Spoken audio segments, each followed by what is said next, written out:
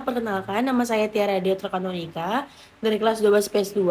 Di video kali ini saya akan menampilkan video mengenai teks artikel yang telah saya tulis. Mohon diperhatikan.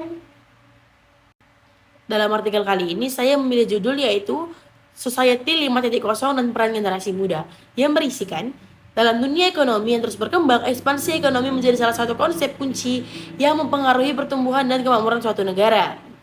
Ekspansi ekonomi merujuk pada peningkatan aktivitas yang mencakup produksi, konsumsi, dan investasi. Proses ini tidak hanya berdampak pada peningkatan pendapatan nasional, tetapi juga mempengaruhi kualitas hidup masyarakat, terutama bagi generasi muda di Indonesia. Indonesia memiliki jumlah penduduk usia produktif mencapai lebih dari 191 jiwa orang, dan sebagian besarnya adalah generasi Z. Generasi muda yang berkualitas tinggi akan memiliki peran penting dalam pertumbuhan ekonomi di Indonesia di era Society 5.0.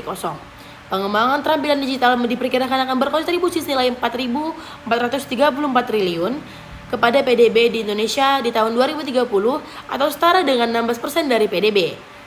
Peluang besar ekonomi digital Indonesia ini harus dimanfaatkan untuk kesejahteraan bersama, ujar Menko Erlangga dalam sambutannya pada acara kuliah umum Akselerasi Pemulihan dan Transformasi Ekonomi melalui dukungan teknologi digital yang diadakan di Universitas Hasanuddin Makassar, Sabtu, tanggal 12 bulan 3.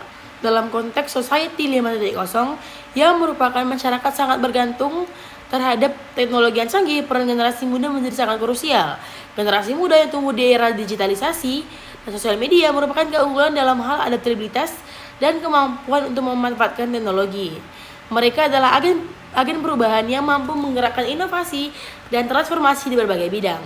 Kesinambungan ekonomi merupakan konsep yang sangat penting dalam konteks Society 5.0, di mana stabilitas dan pertumbuhan ekonomi harus diimbangi dengan keberlanjutan lingkungan dan sosial.